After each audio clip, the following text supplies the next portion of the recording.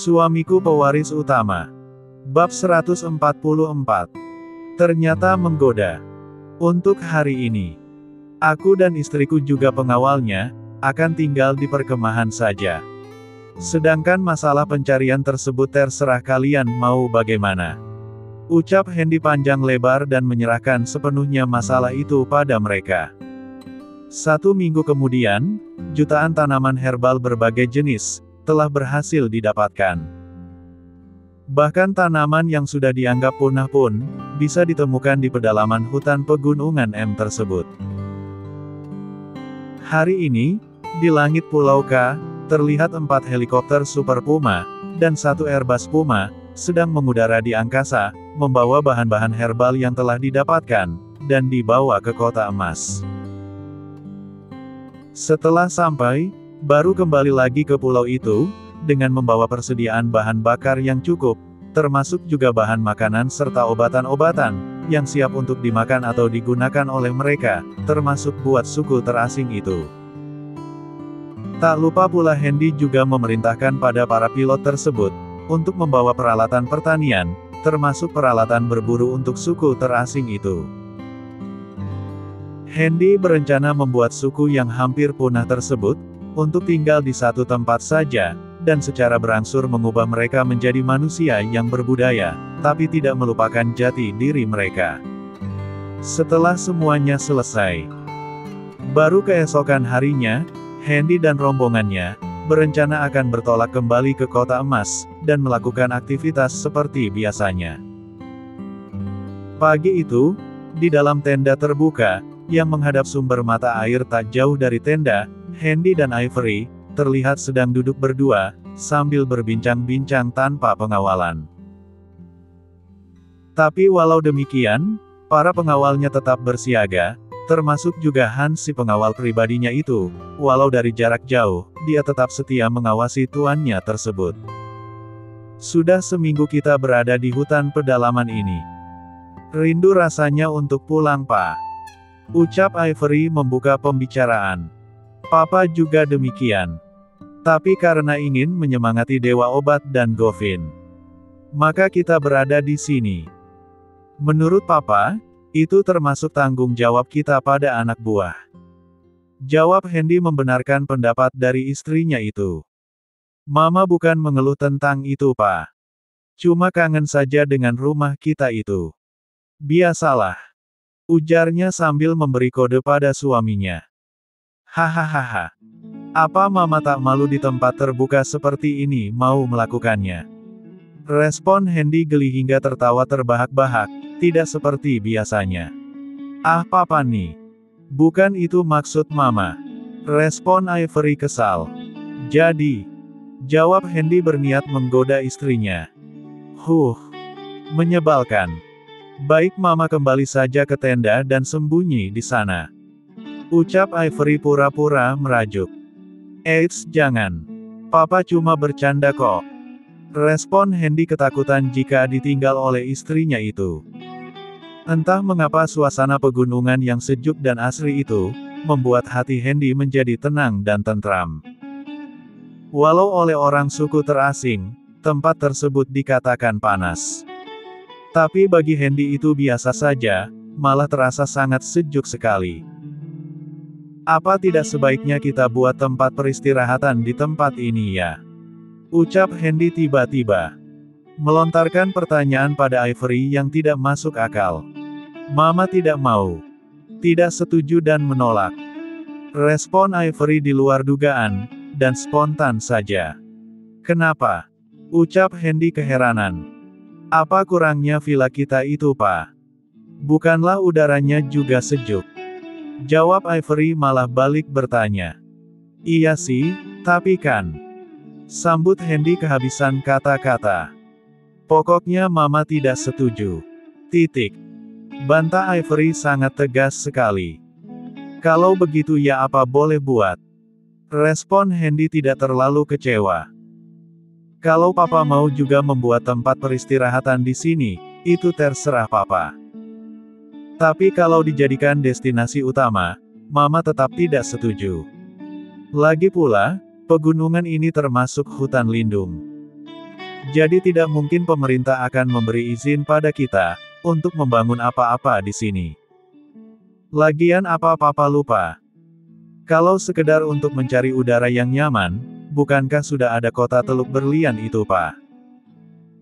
Kalau papa suntuk dan jenuh menghadapi masalah usaha dan pekerjaan, mama bersedia menemani papa selama apapun papa tahan tinggal di sana. Oke ya, Pak. Deal. Ucap Ivory semangat sekali. Iyalah. Papa mengalah saja. Mana bisa emak-emak dilawan? Jawab Hendy lirih. Apa papa bilang? Emak-emak. Memangnya Ivo sudah setua itu, Pak? Hingga dipanggil emak-emak. Tanya Ivory kesal. Bukan begitu juga, Ma. Mama masih cantik kok, dan selamanya tetap cantik di mata papa. Jawab Hendy cepat-cepat, berusaha membujuk dan meredakan kekesalan istrinya itu. Awas kalau papa bohong. Tak ada jatah nanti. Sambut Ivory bernada mengancam. Bukannya memang tidak ada jatah dalam seminggu ini? Ucap Hendy kembali bertanya. Itu karena waktu berangkat, Ivo baru 5 hari berhalangan. Jadi mana bisa kasih jatah pada papa? Jawab Ivory berterus terang. Berarti hari ini sudah selesai dong? Tanya Hendy pula. Sembarangan. Belum boleh tahu. Sabar sedikit kenapa? Jawab Ivory ketus, tapi tidak sepenuhnya keras. Untuk wanita secantik mama, suami mana yang bisa tahan, kalau tidak mendapatkannya selama sebulan? Ucap Hendy dengan bantahannya. Belum genap 8 hari lagi tahu. Baru 7 hari juga. Berarti besok dong. Ucap Hendy menggoda Ivory. Tidak bisa. Besok kita bertolak ke kota emas. Jawab Ivory sudah mulai kesal karena kebandelan suaminya itu. Nah begitu sampai di sana, kasih ya. Ucap Hendy lagi dengan niat ingin menggoda istrinya itu. Tak mau. Papa jelek. Jawab Ivory cepat, sambil menjulurkan lidahnya ke arah Hendy. Kemudian berlari ke arah tenda, untuk mengambil sesuatu. Sampai saat ini, aku belum juga mengatakan masalahku pada Dewa Obat, apalagi pada Govin. Walau masalahku tidak begitu parah, tapi aku risih ketika melakukan itu. Cepat sekali keluarnya. Hal itu membuatku jadi tidak percaya diri sekarang. Entah kenapa. Akhir-akhir ini, staminaku semakin berkurang, dan tidak tahan lama. Aku khawatir Ivory akan kecewa padaku. Ah masa bodohlah. Singkirkan dulu rasa gengsi dan malu. Aku harus mengatakan kesulitanku ini pada Dewa Obat. Aku yakin, dia mempunyai solusinya. Batin Hendy berlalu-lalu dalam hati. Apa yang papa lamunkan? Apakah ingin mencari perempuan lain karena Ivo tidak mau kasih jatah? Tanya Ivory tiba-tiba hingga mengejutkan Hendy. Ah mama ini. Papa sedang memikirkan tentang tempat ini. Jawab Hendy mencoba berbohong. Memang ada apa dengan tempat ini, Pak? Tanya Ivory keheranan. Bukit besar dan luas ini, setidaknya mengandung bahan mineral batu bara yang sangat banyak sekali. Jika kita mengeksploitasinya, kemungkinan dalam kurun waktu 15-20 tahun belum tentu habis. Jika diizinkan, Papa ingin membangun perusahaan tambang di sini. Jawab Hendy berterus terang, dan sudah termakan oleh kebohongannya sendiri. Apa Papa tega merusak kelestarian alam semula jadi ini? Kalau Papa tetap nekat mengeksploitasinya, tentu saja tempat ini akan rusak, dan banyak yang akan terkena dampaknya, respon Ivory tidak senang. Apa yang Mama katakan itu memang benar. Tapi usaha Papa, setidaknya bisa menyelamatkan aset kekayaan negara, dari jarahan bangsa asing, yang banyak datang mengambil kandungan isi buminya. Tapi itu baru prediksi Papa saja. Lagi pula, bukit yang besar ini, tidak ditumbuhi tanaman herbal. Cuma pohon-pohon berukuran sedang saja. Jadi apa salahnya untuk dieksploitasi? Jawab Hendy menduga-duga saja. Terserah papa sajalah. Tapi mama tetap tidak setuju, kalau papa berniat merusak keaslian tempat ini. Sangga Ivory tetap ngotot. Ah sudahlah. Tak perlu dibicarakan lagi. Itu pun baru niat papa saja, bisa jadi, bisa juga tidak. Jawab Hendy mencoba mengalah. Oh ya pak. Coba makan buah ini, rasanya manis bercampur asam. Tapi lebih banyak manisnya kalau sudah masak. Ucap Ivory menawarkan sesuatu pada suaminya. Walau sebenarnya terbalik. Buah apa ini? Perasaan papa belum pernah melihatnya. Apakah ini buah salak ma? Tanya Hendy penasaran. Bukan pak. Menurut buku yang pernah Ivo baca, buah ini disebut dengan asam paya, atau yang lebih dikenal dengan sebutan kelubi, asam paya, atap seng atau salak hutan, salak liar dan sebagainya. Memang apa khasiatnya ma? Tanya Hendy ingin tahu. Banyak pak. Antara lain sebagai sumber vitamin C. Mengecilkan pori-pori dan mengatasi kulit berminyak serta jerawat. Jawab Ivory apa adanya. Bagaimana caranya? Tanya Hendy lagi semakin penasaran. Papa baca sendirilah nanti setelah sampai di rumah kita, iya. Jawab Ivory malas untuk menjelaskan. Ah mama ini. Merajuklah. Ucap Hendy pura-pura kesal. Merajuklah sendiri.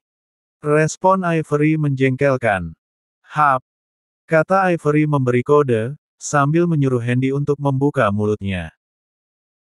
Tanpa curiga sedikitpun, Hendy membuka mulutnya, dan dalam sekejap saja, buah paya tersebut, sudah masuk ke mulut Hendy, dan segera membuat tubuhnya bergetar karena masamnya.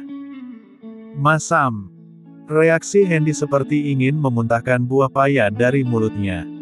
Isap bukan digigit. Dan resapi rasa gurihnya. Ucap Ivory tegas. Masam sekali. Ucap Hendy lega, setelah selesai memakan daging asam paya tersebut. Enak kan pak? Tanya Ivory tidak disangka-sangka. Enak mananya ma, asam gitu. Jawab Hendy berterus terang. Ah papa nih. Mama paling suka memakannya waktu sekolah dulu dan sampai sekarang masih tetap suka.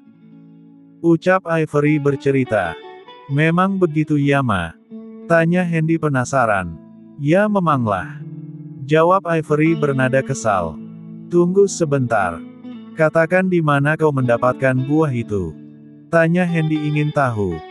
Mau apa dengan tempat tersebut? Tanya Ivory penasaran. Papa akan menyuruh pengawal kita, untuk mengambil buah ajaib itu, dan membawanya ke kota emas. Jawab Hendy semangat. Demi mama. Ucap Ivory senang sambil bertanya. Ya. Demi mama, jawab Hendy cepat. Kalau begitu panggil mereka. Karena merekalah yang telah mengambilkannya untuk mama. Sambut Ivory berterus terang.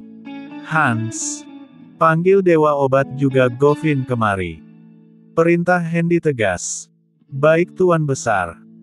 Jawab Hans patuh, kemudian pergi menemui Dewa Obat juga muridnya itu. Apakah kalian mengenali buah ini? Tanya Hendy pada keduanya, setelah mereka datang menghadap. Tahu Tuan Besar. Buah itu tergolong keluarga Arecece. Bersifat asam dan sedikit manis dagingnya. Jawab Dewa Obat menjelaskan. Apakah buah ini bermanfaat bagi tubuh? Tanya Hendy hanya sekedar memastikan saja. Benar Tuan. Khasiatnya banyak sekali. Jawab Dewa Obat apa adanya. Kalau begitu, mumpung hari masih pagi. Bawa beberapa orang pengawal, untuk memetik buah tersebut sebanyak-banyaknya. Aku ingin membawanya ke kota emas. Bisa. Ucap Hendy mengandung perintah serta permintaan. Bisa Tuan Besar. Jawab Dewa Obat cepat.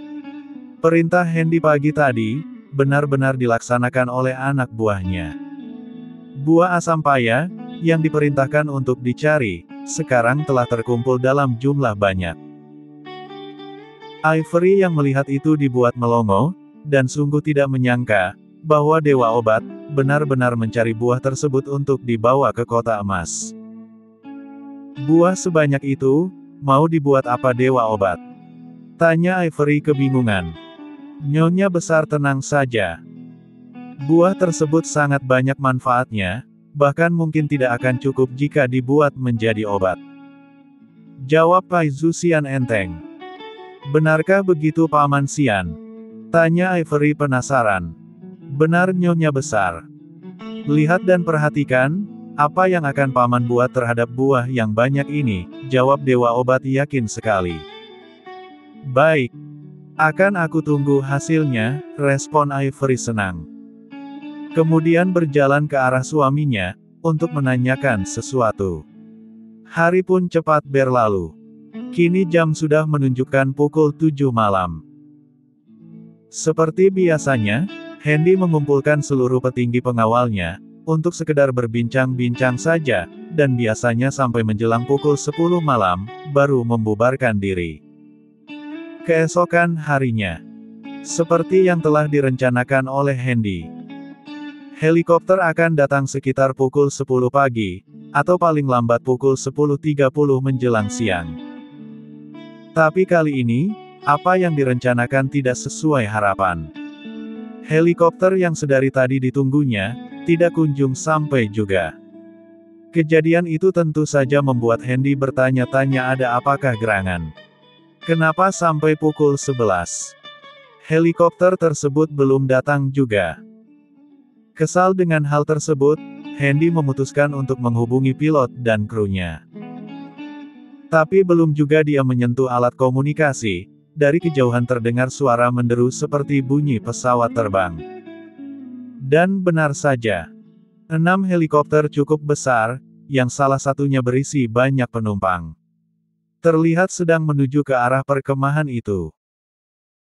Tak lama kemudian, satu persatu helikopter tersebut mendarat dengan mulus di areal yang cukup jauh dari tenda, yang memang sengaja dibuat untuk keperluan itu, tapi masih berada dalam pagar perkemahan. Tak lama kemudian, satu persatu penumpang yang ada di dalam helikopter tersebut keluar, termasuk dari helikopter yang berisi banyak penumpang tersebut. Kakek, Draco, Emily, teriak Ivory dengan ekspresi terkejut, tapi belum berani mendekatinya, karena belum cukup jauh dari helikopter itu. Bukan hanya Ivory saja yang mengalami keterkejutannya itu. Hendy juga demikian, apalagi seluruh anak buahnya. Buru-buru mereka membungkuk ke arah Tuan Birawa, lalu menyapanya, dengan berkata, "Salam Tuan Senior, Tuan Muda dan Nona Emily. Selamat datang di perkemahan ini," ucap mereka serempak. "Bangunlah," respon Tuan Birawa senang. "Terima kasih Tuan Senior," jawab mereka patuh. "Cucuku, apakah kau tidak rindu dengan kakek?" tanya Tuan Birawa pada Hendy. "Kakek." Hendy tidak menyangka, bahwa kakek mau datang ke tempat seperti ini, respon Hendy keheranan kemudian meluruh ke arah kakek juga anak semata wayangnya, lalu memeluknya. "Apakah cuma kalian saja yang boleh datang ke tempat ini? Kakek juga boleh dong," jawab Tuan Birawa enteng. "Tentu saja boleh kek, kenapa tidak?" sambut Hendy senang. "Kau pun ikut juga Lily?" tanya Hendy pada adik angkatnya itu. "Jelas dong. Masa cuma kalian saja yang boleh datang ke sini? Lily juga kepingin dong sekali-sekali berpetualang," jawab Emily dengan ekspresi manja. "Ya sudah. Ayo menuju ke tenda. Kebetulan masih banyak tenda yang kosong," ucap Hendy pada mereka. "Bumi, Eric, dan kau Rudolf. Atur teman-teman kalian itu, dan arahkan mereka agar menempati tenda-tenda yang masih kosong. Ambil perlengkapan tenda, dan suruh mereka untuk mempersiapkan tempat tidurnya masing-masing untuk malam ini. Untuk Leon, James dan Paman Mandala. Suruh anak buah kalian untuk mempersiapkan tenda mereka. Aku yakin, kakek juga adikku serta anakku ingin berlama-lama di tempat ini. Jadi atur keperluan mereka secepatnya. Kerjakan. Perintah Hendy tegas. Baik. Jawab mereka serempak. Kemudian mengerjakan seperti apa yang diperintahkan oleh tuan besarnya itu. Tapi sebelum pergi, Rudolf sempat melihat ke arah Emily, sambil memberikan senyuman manis padanya. Hal itu dilihat oleh Hendy juga Tuan Birawa. Namun mereka mengacuhkannya saja. Mari semua. Kita menuju ke tenda masing-masing. Ucap Hendy pada Tuan Birawa Dragon juga Emily. Tidak kakek sangka, lokasi perkemahan kalian sebagus ini. Kakek kira kalian tidur seadanya, dan tempatnya menakutkan. Ucap Tuan Birawa, sesaat setelah berada di depan tenda yang cukup luas dan bersih tersebut. Ini belum seberapa kek.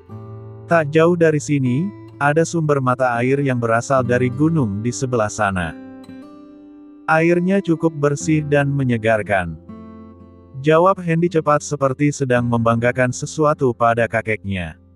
Lalu mengajak kakeknya untuk masuk ke dalam tenda. Wah, bagus itu. Pantas saja kalian betah berlama-lama di sini, dan seperti tak mengingat kakek lagi. Respon Tuan Birawa sedih. Kakek ini bisa saja. Banyak hal yang harus dikerjakan di sini kek. Termasuk mempersiapkan lokasi perkemahan, juga mengatur keamanannya. Jika dibuat secara sembarangan, bagaimana Hendy bisa mempertanggungjawabkan keselamatan anak buah kita pada keluarganya? Oleh karena itu, di hari-hari pertama, pekerjaan kami sangat banyak sekali, termasuk mengatur strategi untuk memasuki pedalaman hutan di depan juga di bawah sana.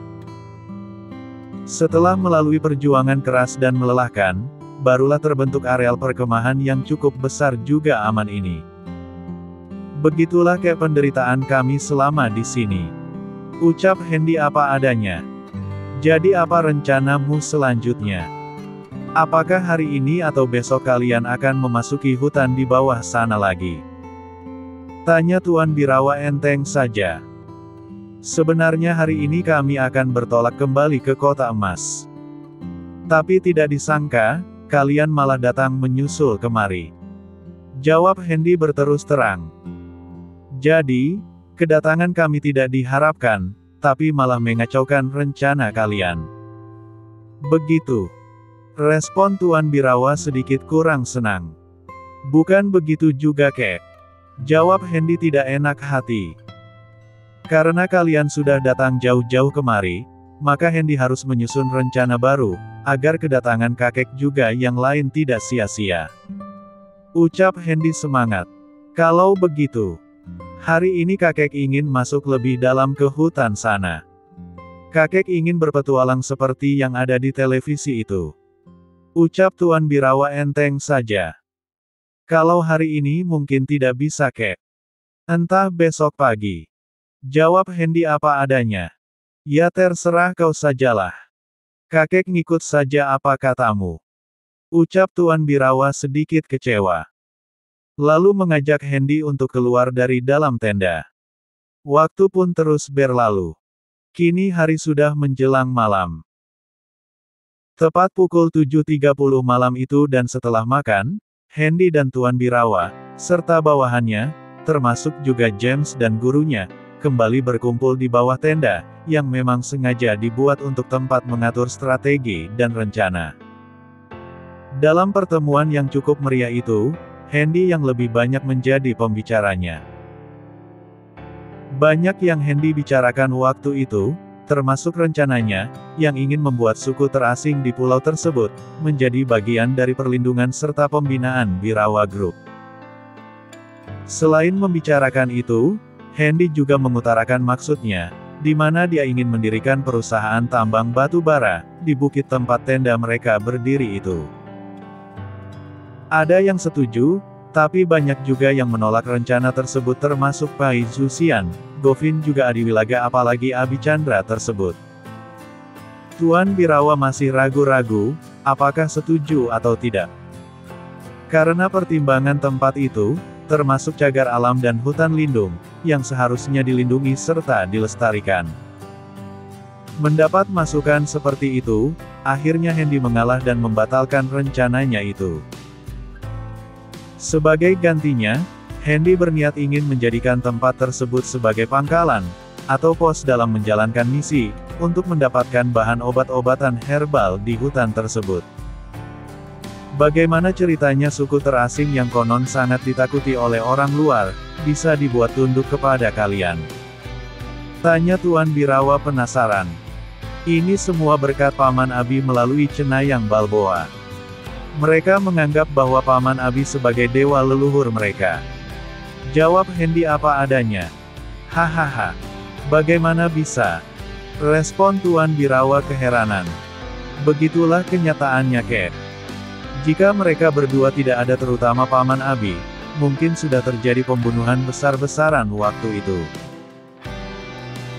Beruntung di saat kritis waktu itu, Paman Abi datang, dan langsung menunjukkan kekuatan supranatural metafisikanya di hadapan mereka, hingga membuat kepala sukunya tunduk, dan menganggap Paman Abi sebagai sesembahan mereka. Jawab Hendy cukup panjang sekali. Jika begitu pilihanmu tepat membawanya cucuku. Jika terjadi pembunuhan pada suku terasing tersebut, tentu dunia akan mengutuk kita, dan akan menjadi presiden buruk bagi Birawa Group. Ucap Tuan Birawa cukup lega. Itulah yang Hendy pikirkan juga, Kek. Beruntung kejadian itu tidak terjadi pada mereka juga pada kita. Andai terjadi juga, tentu Hendy lah orang pertama yang sangat menyesal sekali. Tapi walau hal tersebut tidak terjadi, Hendy tetap akan menjadikan mereka sebagai bagian dari misi kita, untuk menyelamatkan mereka agar tidak punah. Ucap Hendy berapi-api pertanda terlalu semangat. Bagaimana caranya cucuku? Tanya Tuan Birawa ingin tahu. Dengan membuatkan mereka areal pemukiman tetap, agar tidak hidup secara nomaden lagi. Perbekalan yang kalian bawa itu, sebagian besarnya akan kita serahkan pada mereka. Termasuk juga peralatan pertanian lengkap dengan bibitnya. Dengan demikian, sedikit banyaknya mereka telah diajari menjadi manusia beradab dan berbudaya. Jawab Hendy terus terang. Lalu bagaimana dengan rencana selanjutnya? Apakah dalam waktu dekat ini kita akan kembali ke kota Golden City? Tanya Tuan Birawa sekedar memastikan saja. Tentu saja tidak, Kek. Kemungkinan seminggu lagi kita berada di sini, atau minimal 3 hari. Jawab Hendy tanpa ragu-ragu. Paman Abi, Cenayang Balboa, James, Rudolf dan 100 pengawal kita, akan tetap berada di sini. Mereka bertugas untuk mengawal serta memastikan keselamatan para pekerja, yang akan Hendy datangkan kemari besok atau lusa. Sedangkan James, akan menjadi ahli dalam pembangun rumah sederhana buat mereka. Ucap Hendy mantap. Kalau begitu, malam ini juga hubungi Burgon, Robin serta yang lainnya, agar secepatnya menghubungi para pekerja, untuk berangkat besok dengan menggunakan pesawat terbang milik kita. Lebih cepat akan lebih baik. Ucap Tuan Birawa ikut-ikutan semangat. Baik, Kek. Jawab Hendy cepat. Kemudian meminta pada James untuk menghubungi temannya di Kota Emas. Minta pada mereka, untuk mempersiapkan 200 orang pekerja, guna diberangkatkan ke sini besok. Informasikan juga agar mereka membawa peralatan pertukangan yang cukup. Perintah dan instruksi tegas Hendy pada James. Baik Tuan Besar. Jawab James patuh. Bersambung.